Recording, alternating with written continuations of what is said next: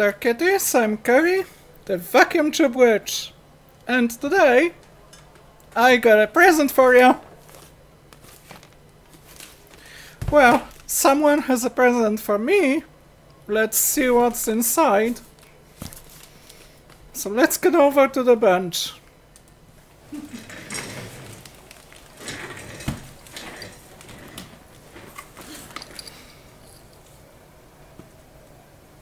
You call that a knife? This is a knife.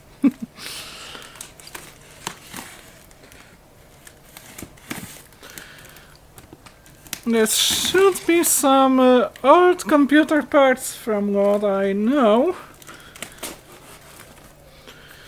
But I don't know the exact details.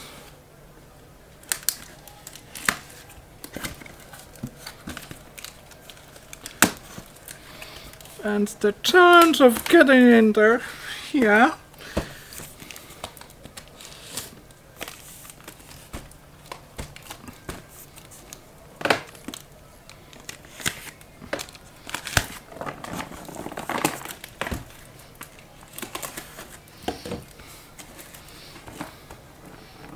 Unboxing the weirdly packed stuff fills me with determination.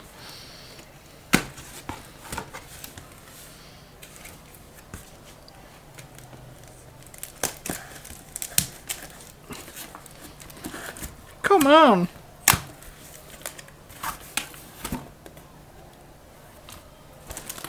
Just how much more already? It's coming apart.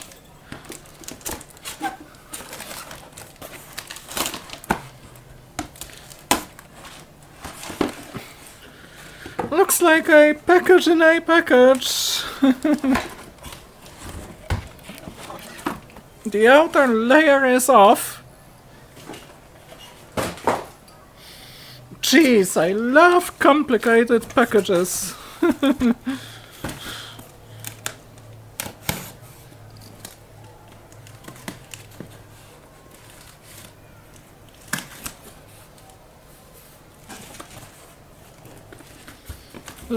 This is like unboxing challenge.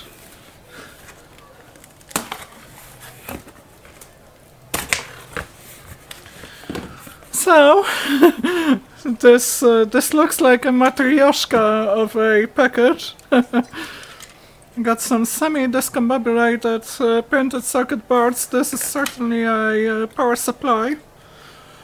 A switch mode power supply of some kind. Then the main side is pretty sparse, and the other side, the low voltage, there's no cutouts in the substrate. But I might just save it for parts. Looks like this had a RS232 serial interface.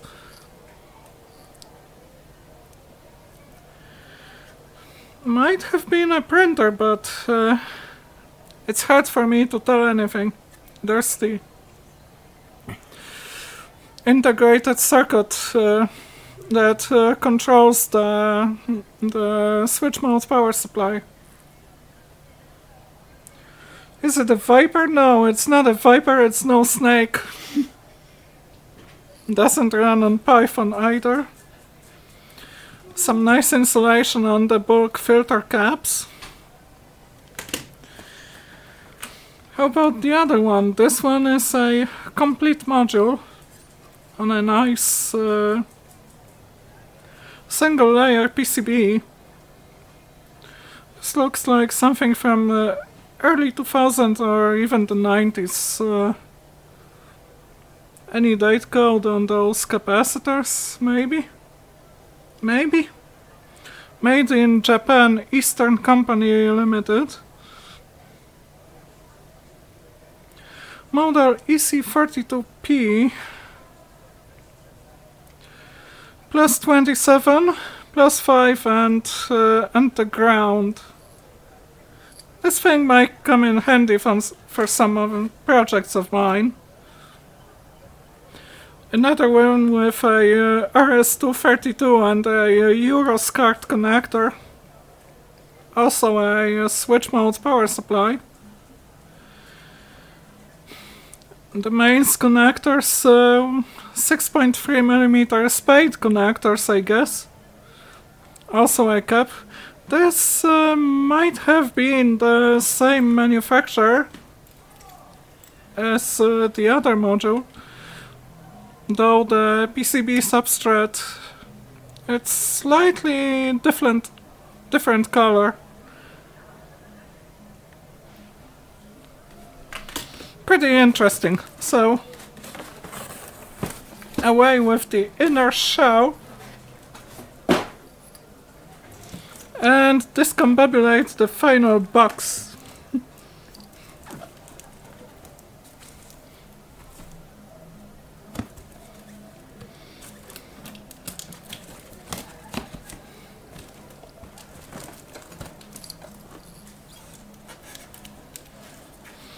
A box in a box in a box. Reminds me of a crystal oven Thomas Scherrer OZ2 CPU once took apart. There's a lot of Protogen food, that's RAM chips. SDRAM, the old kind SDRAM. This one might have been the DIMM, no, it's still SDRAM.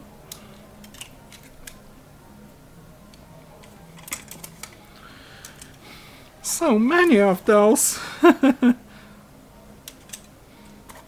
Lots and lots and lots of SDRAM. Brings back the memories of the late 90s. Ah, the memories.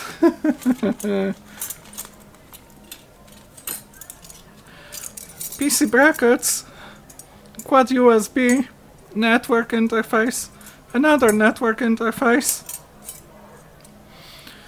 Something on a DE decent miniature connector like RS232, another quad USB and another network, I guess. There's one more. This one looks like for a sound card with a line input, microphone, line output and game port. The old school kinds of sound cards, they had two 1/8 inch jack connectors and a DA15 connector for the game port. So this is a USB 2.0 PCI controller, so that's what one of those brackets is for. A good match. I will connect those two together. Looks like something from one of my friends that will go.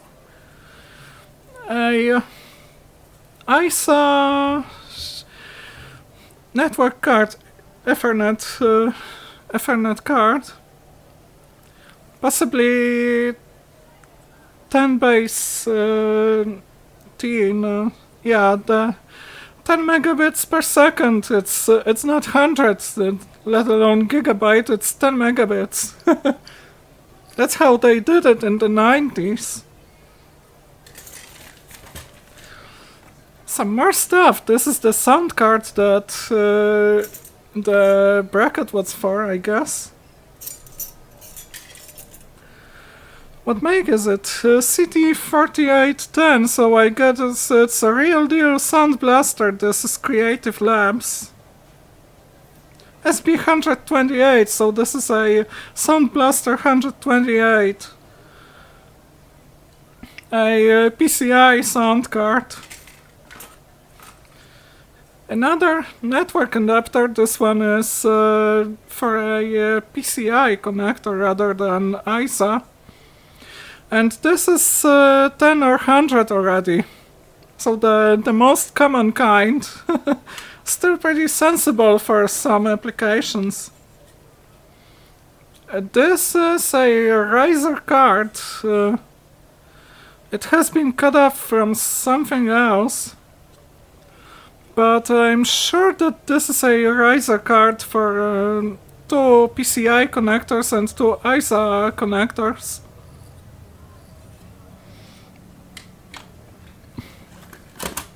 Oh! AT style power supply cable with 2 side-by-side connectors that you found in the previous era. Before ATX there was a standard named AT, Advanced Technology, and the power to the motherboard came in on 2 side-by-side connectors. Those were identicals, and you really had to look out for placing them correctly, because if you did it wrong, you would blow up your power supply or your motherboard. And there's a 7905 negative 5 volts regulator on this thing. Wonder why it's just flying like that. But this probably comes from a project built by the guy who sent me all this stuff. And that project was a home theater PC. That was just a discombobulated machine that was built in an enclosure from an old VCR. And there was a lot of wild stuff going on with this machine. Yet another sound card. This one is Ensoniq. So this is probably Ensoniq sound system. Heard about those, but never had one.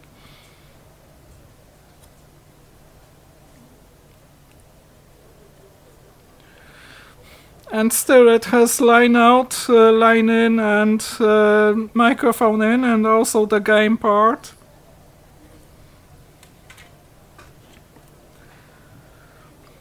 Looks like an infrared receiver. Maybe I should do a quick teardown. So let's get this Big Clive inspired spudger. Looks like it was glue.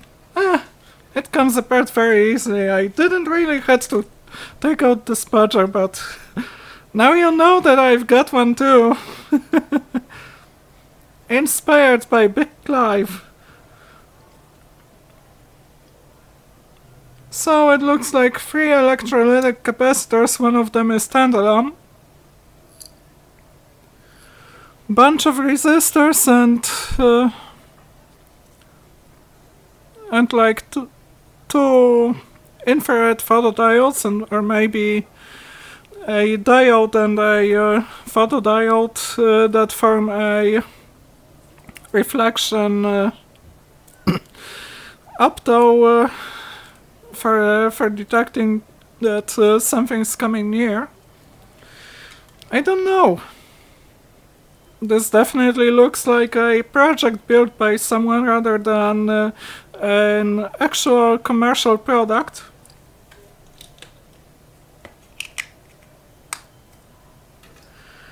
What comes next? Another sound card, PCI ASP003, made in China. Advanced Logic Incorporated, I never heard that name. A Sound Express PCI. So this is a mysterious sound card, but there were a lot of clones around in the 90s. That's what they had before integrated sound cards became mainstream in 2000s. Now got a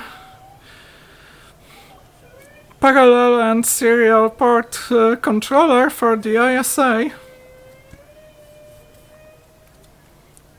lots and lots of old school chips. There's not even a single surface mount component on this board. Looks very, very, very old. Another network interface. This one is a Realtek, the real deal.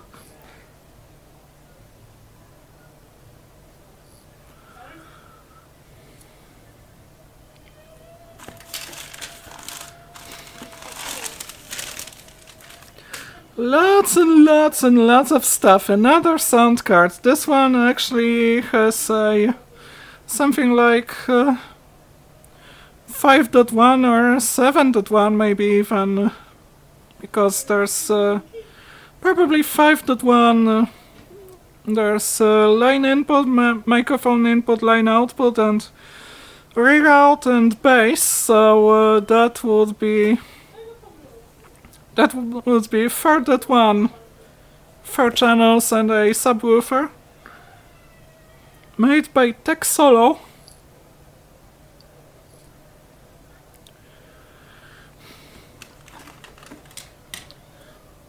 Look at that! This is an oldie! A network card, Everlink 3 from Freecom. And this still has a BNC connector and a DA15. I'm not even sure what exactly this DA15 was used with. Probably a vampire tap, because there were some network topologies that that would baffle the modern system and network administrators with different cables. BNC, that looked pretty common back then. Ethernet was gaining traction, but there were also some other solutions.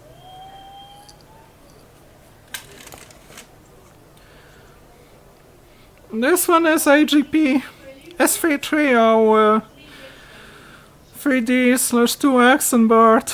Wonder if I can play Doom or Half-Life on this thing, or Quake. But this one is AGP already. And yeah, I guess that this might be the bracket for it. Looks like the metal part is missing.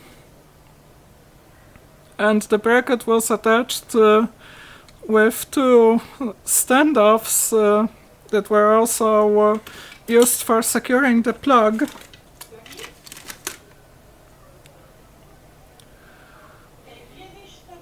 Two buttons and 2 LEDs.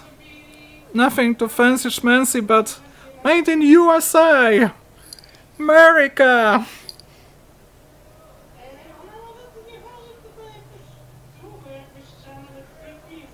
Yeah, come on camera, focus.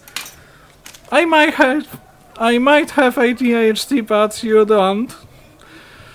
Some mains filter. Input, output.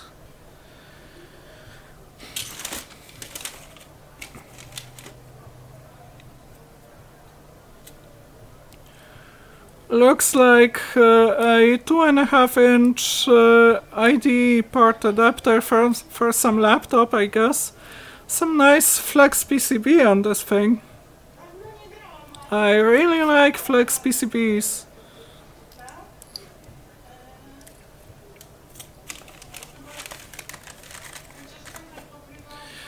This LED display, it was probably a part of a PC Enclosure from the 80 era, and it was just set to display a fixed number, like showing off your CPU speed. Those were the days. And now we've got a motherboard, a CPU mounting bracket, and a pretty discombobulated motherboard that will need some love. We've got SDRAM slots, socket 370, so that would be something like Pentium 3. It has an interesting double standard power, so this one is for the old 80 enclosures and power supplies. This one is already the ATX 20 pin, not 24. Those ATX supplies, they used to be 20 pins. Who remembers that now? Looks like a floppy disk drive connector and two IDE slots, two IDE connectors. The capacitors on this thing, they look good. Not bulged. But this riser card, this was someone's one hell of a project. And by someone I mean the guy who sent me this, and he built a computer in a old VCR enclosure. Used a cut-off part of some motherboard, I think, with ISA slots and a PCI slot. That was someone's wild imagination. Those two look glued together now. They are connected with jumper wires. So my plan for this thing is to undo all those dodgy connections. Undo all of them, desolder one of the ISA slots, and put it here to make a proper motherboard, because I've got an 80 enclosure for building a computer, the retro computer, as if it was the end of the 90s. Like something like the machine that I played some 90s games on, like Doom and Red Alert. Got some PC cards as well.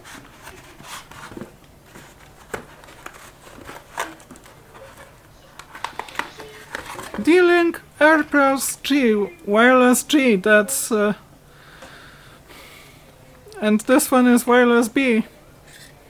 IEEE 802.11b or G. That's Wi-Fi, but it's very, very, very slow, and now modern routers often don't support this anymore. If I had a WRT 54GL, I had one in the early 2010s, then it would be a perfect network link, but not sure if I can get a connection with my router. But I might try those Wi-Fi network adapters for an old ThinkPad 380ED that I've got waiting in my box. Sajem, it looks like either a Wi-Fi adapter or a modem, though it doesn't seem to have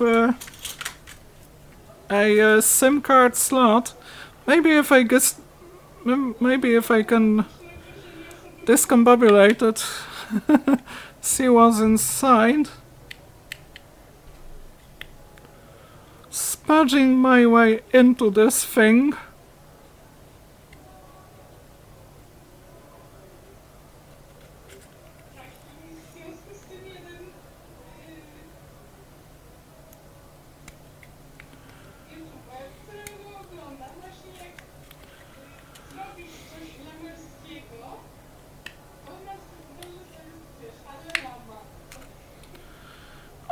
Alright, let's punch my way into this if I can.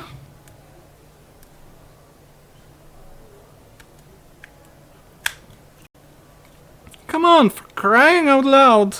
Just come apart already! I ain't got an entire day for this! Alright, so... yeah, it has a MAC address on the sticker, so this suggests it's a Wi-Fi adapter. Might be a memory chip, I'm not sure.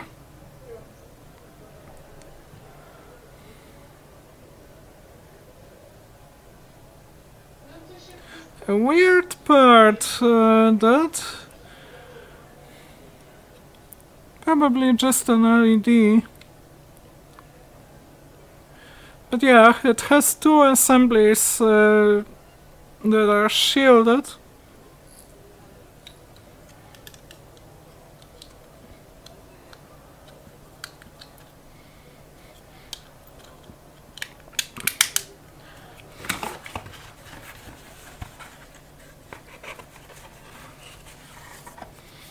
Oh, I have a driver disk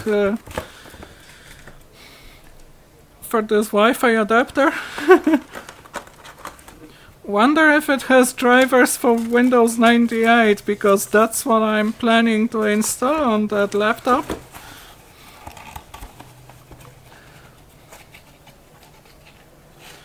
And it looks like I've gone through all the stuff. All the paper. It was pretty fun. So the next part of this retro PC project, that would be fixing the motherboard and trying to fire it up and building the computer.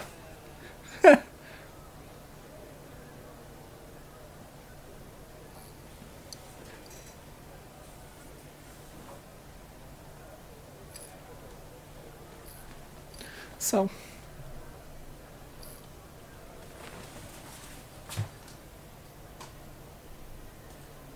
a little hiccup because my overhead controller didn't switch to the main scene, but I've got an enclosure back there. I think I will show it.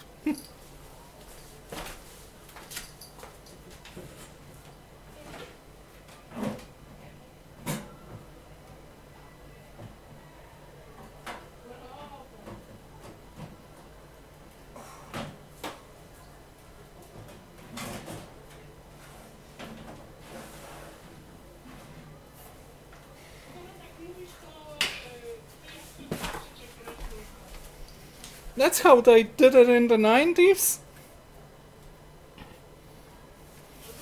Now you won't even find the old-style big desktop PC anymore. You'll find some smaller form factor machines, but this is a thing of the past. I found it in a e-waste container. Well, someone else found it, but I salvaged it. So this will come in handy in the retro PC build project. It's gonna be fun. But for the time being, stay determined and carry on.